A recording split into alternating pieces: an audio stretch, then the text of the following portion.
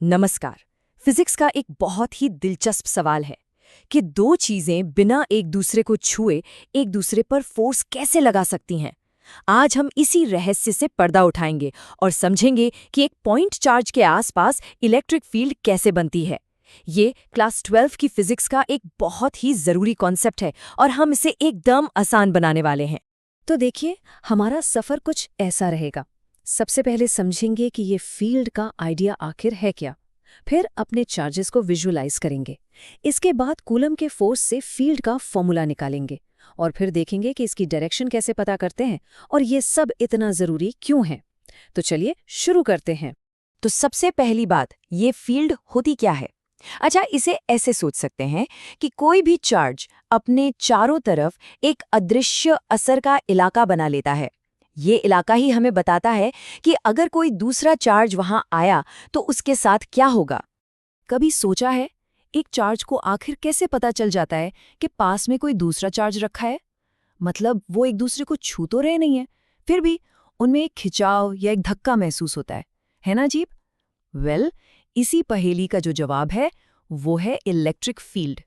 तो फिजिक्स में इसे नापते कैसे हैं? तरीका बहुत सीधा है। हम एक बहुत छोटा सा टेस्ट चार्ज, जिसे हम Q0 कहेंगे, उस जगह पे रख देते हैं और फिर देखते हैं कि उस पर कितना फोर्स यानी F लग रहा है।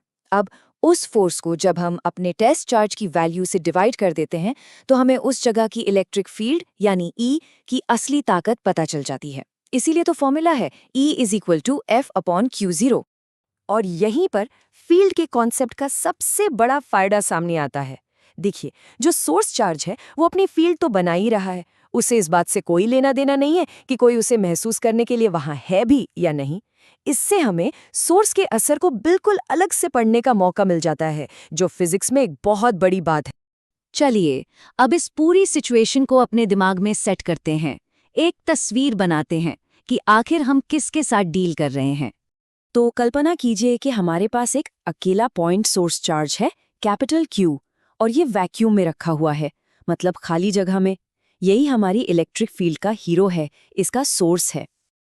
अब इस सोर्स चार्ज Q से R दूरी पर हम अपना छोटा सा जासूस चार्ज यानी Q0 रख देते हैं। याद रहे, इसका काम सिर्फ इतना है कि ये हमें बताए कि उस पॉइंट पर फील्ड कितनी मजबूत है।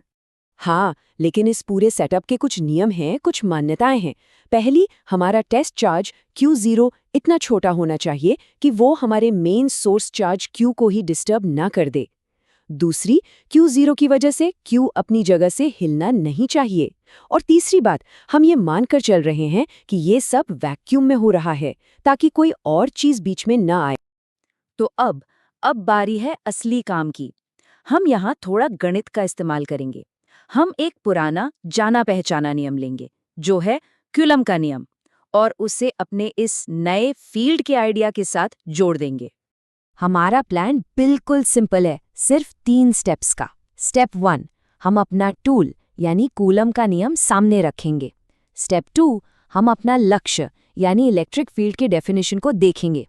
और स्टेप 3, बस इन दोनों को मिला देंगे और फिर देखेंगे क्या होता है। तो चलिए फिर इन सभी टुकड़ों को एक एक करके जोड़ते हैं और देखते हैं कि हमारा फाइनल फॉर्मूला कैसे निकल कर आता है। ओके, स्टेप 1, हम कूलम्ब के नियम से शुरू करते हैं। ये नियम हमें बताता है कि Q और Q0 के बीच कितना फोर्स लग रहा है, और इसका फॉर्मूला है F=1/4πε0 × QQ0/r²। ये तो हम जानते हैं। अब स्टेप 2, अब हम ये जो F की पूरी वैल्यू है, इसे सीधे सीधे इलेक्ट्रिक फील्ड की डेफिनेशन यानी E=F/Q0 में रख देंगे। बस ये सब्स्टिट्यूशन ही इस पूरी डेरिवेशन का सबसे जरूरी मोड है। और अब आता है सबसे मजेदार स्टेप, स्टेप 3। यहाँ क्या होता है कि जो हमारा जासूस चार्ज था Q0, वो न्यूमरेटर और डिनोमिनेटर, मतलब ऊपर और नीचे, दोनों जगह से कैंसिल आउट हो जाता है। बस गायब। और इसके साथ ही हमें हमारा फाइनल फॉर्मूला मिल गया। इलेक्ट्रिक फील्ड की ताकत यानी उसका मैग्नीट्यूड है E=1/4πε0 × Q/r²। यही वो जवाब था जिसकी हमें तलाश थी। और यहीं पर हमें फोर्स और फील्ड के बीच का असली फर्क साफ साफ दिखता है। कूलम का फोर्स देखिए, दोनों चार्जेस Q और Q0 पर डिपेंड करता है, लेकिन इलेक्ट्रिक फील्ड वो सिर्फ और सिर्फ सोर्स चार्ज Q पर डिपेंड करती है। ठीक है, तो हमें फील्ड की ताकत तो पता चल गई, लेकिन ये किस दिशा में है? क्योंकि इलेक्ट्रिक फील्ड सिर्फ एक नंबर नहीं है, उसकी एक डायरेक्शन भी होती है। तो चलिए अब जरा डायरेक्शन की बात भी कर लेते हैं। डायरेक्शन बताने के लिए हम एक बहुत काम का टूल इस्तेमाल करते हैं, यूनिट वेक्टर, जिसे हम आर कैप लिखते हैं। इसे एक दिशा बताने वाले तीर की तरह सोचिए। इसकी खुद की कोई वैल्यू नहीं होती, मतलब मैग्नीट्यूड हमेशा 1 होता है। इसका बस एक ही काम है, हमारे फॉर्मूले को डायरेक्शन बताना, कि भाई इस तरफ। तो अब बहुत सिंपल है, हम अपने मैग्नीट्यूड वाले फॉर्मूले को बस इस डायरेक्शन बताने वाले आर कैप से मल्टीप्लाई कर देते हैं। और लीजिए, हमें मिल गया हमारा पूरा और final vector equation. E vector equals to 1/4 pi epsilon not into Q upon R square into R cap. इसमें मैग्नीट्यूड भी है और डायरेक्शन भी। तो सवाल ये है कि हमने ये सब क्यों किया? चलिए अब जल्दी से ये देख लेते हैं कि ये फॉर्मूला इतना ज़रूरी क्यों है और इसमें से याद रखने वाली क्या बातें हैं।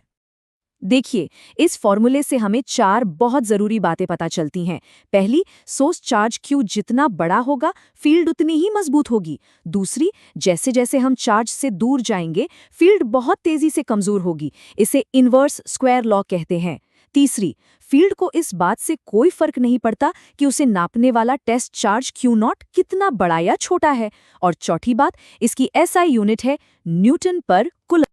और एक बात बिल्कुल गांठ बांध लीजिए, ये डेरिवेशन एग्जाम में अक्सर 5 नंबर का सवाल बनकर आती है। और सिर्फ इतना ही नहीं, ये आगे गॉस लॉ जैसे बड़े और ज़रूरी टॉपिक्स को समझने के लिए पहली सीढ़ी है। तो अगर इस पूरे विश्लेषण से सिर्फ एक बात याद रखनी हो तो वो ये है, किसी भी पॉइंट चार्ज की इलेक्ट्रिक फील्ड सिर्फ 2 चीज़ों पर निर्भर करती है। पहला, वो सोर्स चार्ज खुद कितना बड़ा है, और दूसरा, आप उससे कितनी दूरी पर है। बस यही सिंपल सा आइडिया इलेक्ट्रोडायनामिक्स के पूरे साम्राज्य की नींव है।